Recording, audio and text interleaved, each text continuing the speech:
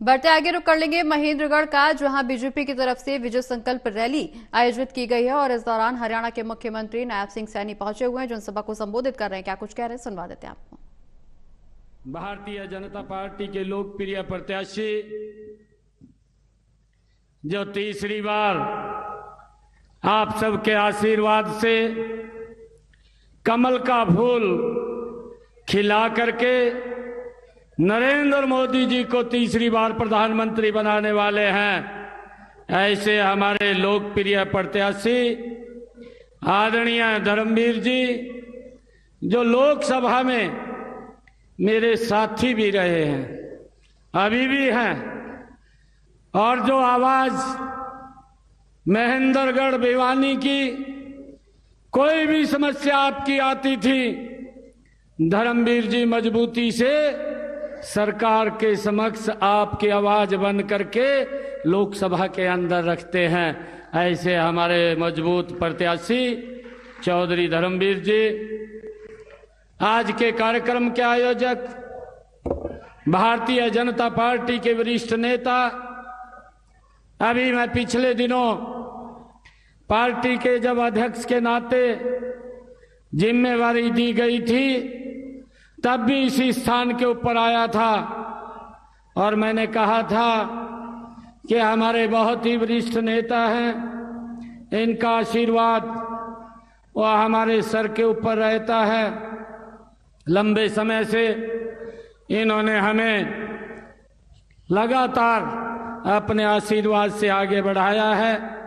ऐसे बहुत ही वरिष्ठ नेता आदरणीय रामविलास शर्मा जी, हमारे हरियाणा सरकार के मंत्री आदरणीय अभय सिंह यादव जी, जिला के हमारे लोकप्रिय अध्यक्ष दयाराम यादव जी, पूर्व मंत्री और हमारे नारनौल से विधायक ओम प्रकाश यादव जी, अटेली के हमारे विधायक सीताराम यादव जी, पूर्व में डिप्टी स्पीकर रही हरियाणा विधानसभा संतोष यादव जी, हमारी लोकसभा के प्रभारी और हमारे विधायक लक्ष्मण यादव जी, जिला की प्रभारी श्रीमती गार्गी कक्कड़ जी, पूर्व जिला के अध्यक्ष राकेश शर्मा जी, चेयरमैन नगर पालिका नगर परिषद नारनौल श्रीमती कमलेश सैनी जी, चेयरमैन नगर पालिका महेंद्रगढ़ रमेश सैनी जी, श्रीमती भारती सैनी जी, और हमारे प्रदेश के महामंत्री सुरेंद्र पूनिया जी, मंच पर विराजमान पार्टी के सभी पदाधिकारी और आज इस भव्य कार्यक्रम में उपस्थित मातृशक्ति सभी हमारे महेंद्रगढ़ के मेरे पिता तुल्य सभी बुजुर्ग नौजवान साथी, आप सबको मैं दोनों हाथ जोड़ करके प्रणाम करता हूं, राम राम करता हूं। मेरा ये सौभाग्य है कि आज महेंद्रगढ़ की इस ऐतिहासिक भूमि पर आप सबके बीच में आने का मुझे ये अवसर मिला है। मेरा ये अभी जब से ये मुख्य सेवक के रूप में मुझे जिम्मेवारी दी गई है, ये मेरा तीसरा महेंद्रगढ़ जिला का ये चक्कर है। मैं सबसे पहले नांगल चौधरी में आया और उसके बाद नारनौल में आया और आज महेंद्रगढ़ की सरदारी के बीच में हूं। और मैं पूरे हरियाणा प्रदेश के अंदर हर जगह जाने का अवसर मिल रहा है। एक ही जोश, एक ही उत्साह आज पूरे प्रदेश के अंदर देखने को मिल रहा है कि 25 मई को वोटिंग होगा, जब 4 जून को रिजल्ट आएगा, नरेंद्र मोदी जी जो 400 पार सीटें हैं हमारी हरियाणा की 10 लोकसभा की सीटें, उनको पहुंचा करके तीसरी बार भाइयों प्रधानमंत्री बनाने का काम ये हरियाणा की जनता करेगी। भाइयों, मुझे खुशी है कि आज जो काम पिछले 10 वर्षों में ये हमारी सरकार ने किए हैं, जो लोगों के जीवन को सरल करने का काम इन 10 वर्षों के अंदर नरेंद्र मोदी जी की सरकार ने किया है। अगर हम पिछला एनडीए का जो पिछला इंडी गठबंधन है, जो कांग्रेस है, कभी वो यूपीए के रूप में आती है, कभी इंडी गठबंधन के रूप में आती है। भाइयों, इनका जो कार्यकाल रहा, एक परिवार का कार्यकाल रहा, कोई छोटा कार्यकाल नहीं रहा। 55 साल 60 साल तक उन्होंने इस देश के ऊपर शासन किया। और 55-60 सालों के शासन को अगर हम देखें, नरेंद्र मोदी जी के 10 वर्षों को देखें, तो भाइयों जमीन आसमान का अंतर हमें उस कार्यों के अंदर नजर आता है। आज कांग्रेस के लोग, आज ये घमंडिया गठबंधन के लोग भाइयों वोट लेने के लिए विभिन्न प्रकार की बातें और लोगों के बीच में भ्रम फैला करके भाइयों गारंटी देने की बात कर रहे हैं। आज ये घमंडिया गठबंधन के लोग भाइयों होल्डिंग लगा करके आज इस प्रकार का प्रचार कर रहे हैं कि आप हमें वोट दीजिए, हम गारंटी देते हैं, हम ये काम करेंगे, आप हमें वोट दीजिए, हम गारंटी देते हैं, हम वो काम करेंगे। भाइयों, आपकी गारंटी, कांग्रेस की गारंटी इस देश ने देखी है। ये कोई छोटा कार्यकाल नहीं देखा। 55 साल 60 साल तक इस शासन को भुगता है। जब भी कांग्रेस की सरकार देश या प्रदेश के अंदर बनी है, भाइयों भ्रष्टाचार की गारंटी वो कांग्रेस के शासन के अंदर हमें इस देश के लोगों को भाइयों देखने को मिली है। कांग्रेस की ये गारंटी है कि भाइयों अगर एक गैस का सिलेंडर भी लेना है तो भाइयों वो भी 3 दिन लाइन में खड़ा रहना पड़ता है। इस बात को देश नहीं भूला है। ये कांग्रेस की गारंटी है। और भाइयों कांग्रेस की गारंटी है कि लोगों को लाइन में खड़ा करना और ये बातें तो करनी कि हम 24 घंटे बिजली देंगे, परंतु 4 घंटे बिजली भी हमें भाइयों पार्ट के अंदर देने का काम ये कांग्रेस के ही लोग करते थे। ये कांग्रेस की गारंटी है, परंतु इस गारंटी के ऊपर अब देश को विश्वास नहीं रहा। अब तो अगर कोई विश्वास है तो नरेंद्र मोदी की गारंटी के ऊपर है, जिस व्यक्ति ने इन 10 वर्षों के अंदर भाइयों उस लाइन को भी समाप्त किया, उस माता बहन के घर के अंदर भी गैस का कनेक्शन सिलेंडर पहुंचाया, जिसके घर के अंदर गैस का सिलेंडर कनेक्शन नहीं था। ये गारंटी नरेंद्र मोदी जी की है। भाइयों ये गारंटी ये नरेंद्र मोदी जी की है, जिसके ऊपर आज देश विश्वास कर रहा है। उन्होंने उन माताओं बहनों की चिंता की, उनके घर के अंदर नल और स्वच्छ जल पहुंचाने की व्यवस्था वो की है। कांग्रेस की गारंटी तो ये थी कि हमारी माताओं बहनों को पीने का पानी भी 2 किलोमीटर 4 किलोमीटर 10 किलोमीटर की दूरी से सर के ऊपर मटका रख करके पीने का पानी लाना पड़ता था। ये कांग्रेस की गारंटी थी, परंतु उसके ऊपर अब विश्वास देश को नहीं रहा। मोदी जी की गारंटी के ऊपर विश्वास है, जिसने उन माता बहनों की चिंता करते हुए हर घर के अंदर नल और स्वच्छ जल पहुंचाने का व्यवस्था की है। आज इसके ऊपर देश विश्वास कर रहा है। भाइयों कांग्रेस के समय के अंदर भेदभाव पनपता था।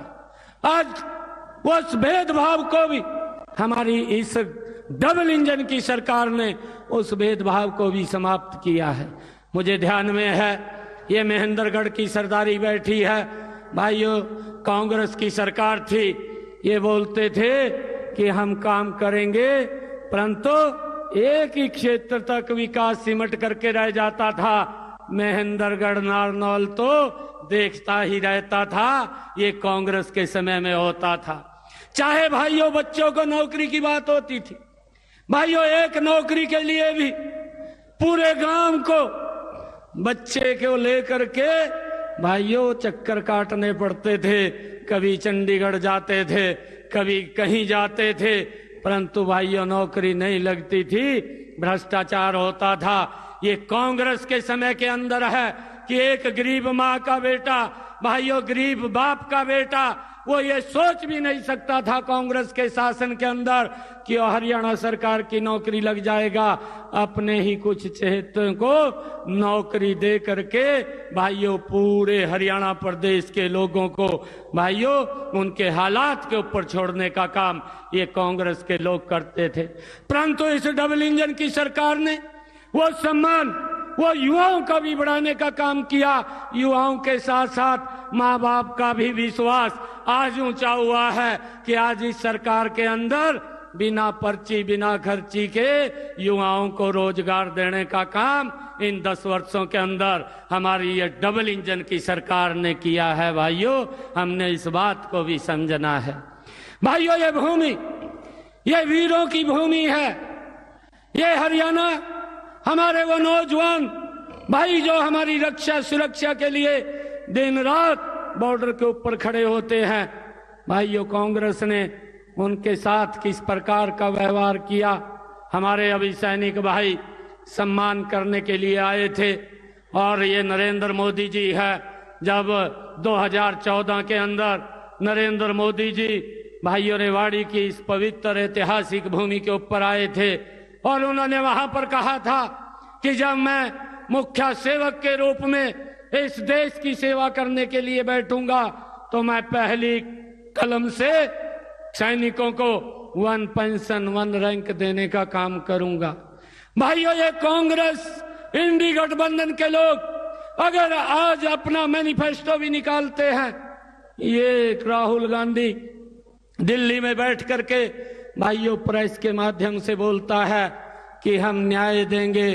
भाइयों इस बात को भी हमने समझना है कि जो 55 साल 60 साल इस देश के ऊपर सत्ता में काबिज रहे हैं, पिछले 10 वर्षों तक वो स्वयं इस सरकार के अंदर साझीदार रहे हैं। जिस प्रकार की सरकार वो उन्होंने चलाई है भाइयों ये आज न्याय की बात कर रहे हैं, लोगों के साथ अन्याय होता था। अरे न्याय तो नरेंद्र मोदी जी ने किया है। भाइयों हम सब जानते हैं नरेंद्र मोदी जी ने देश के अंदर 4 करोड़ लोगों को भाइयों प्रधानमंत्री आवास योजना के तहत मकान बना करके चाबियां सौंपने का काम किया है। इन्होंने तो खाली उनसे बातें करने का ही काम किया है, लोगों के साथ अन्याय था। मुझे इस बात को बताते हुए ये महेंद्रगढ़ की सरदारी में भाइयों ये गर्व हो रहा है कि जो लोग ये बात बोलते हैं कि हम न्याय करेंगे, भाइयों आपकी सरकार के अंदर देश के हमारे नौजवान साथियों के साथ देश के साथ भी अन्याय होता था। इस बात को हमारे देश के लोग नहीं भूले हैं। भाइयों जो हमारे नौजवान भाई जो बॉर्डर के ऊपर हमारी रक्षा सुरक्षा के लिए दिन रात खड़े रहते थे, भाइयों उनके ऊपर पत्थरबाजी होती थी। ये इन्हीं की सरकार के अंदर है। ये न्याय की बात कर रहे हैं, कौन से मुंह से न्याय की बात कर रहे हैं? भाइयों इस बात को हमने समझना है। और इन 10 वर्षों के अंदर नरेंद्र मोदी जी के नेतृत्व में भाइयों वो पत्थरबाजी भी समाप्त हो गई है।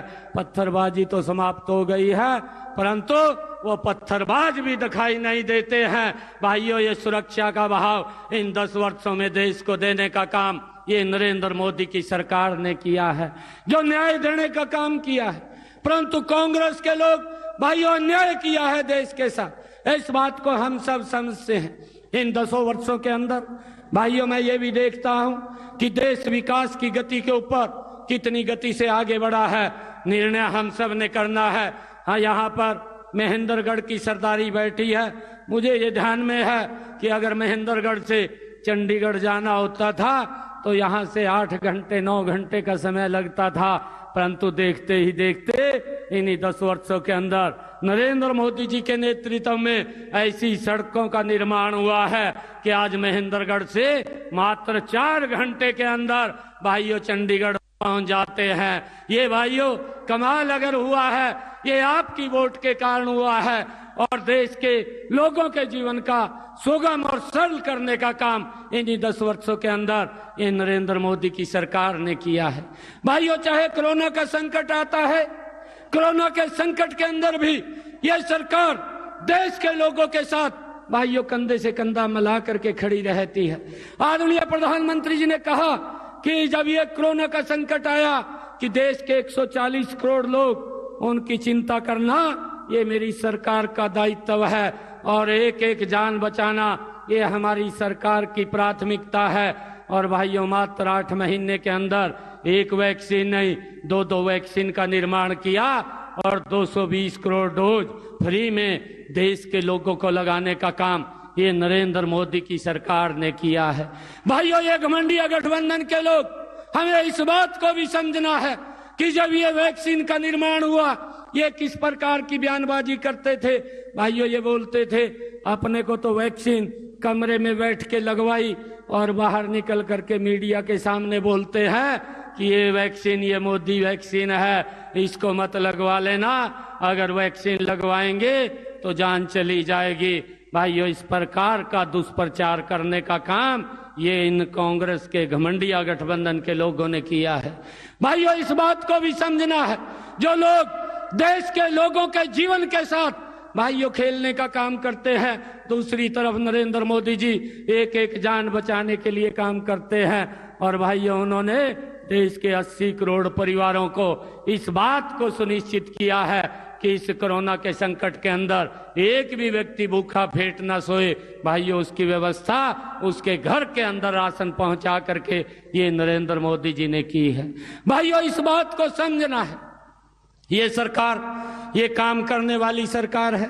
भाइयों, आज ये लोग अपने मैनिफेस्टो के अंदर भाइयों इस प्रकार का एजेंडा लेकर के आए हैं कि जिस भी कोई व्यक्ति है उसकी प्रॉपर्टी को जांच करेंगे, उसके घर को बांट देंगे और बांट करके एक विशेष वर्ग के बीच में वितरित कर देंगे।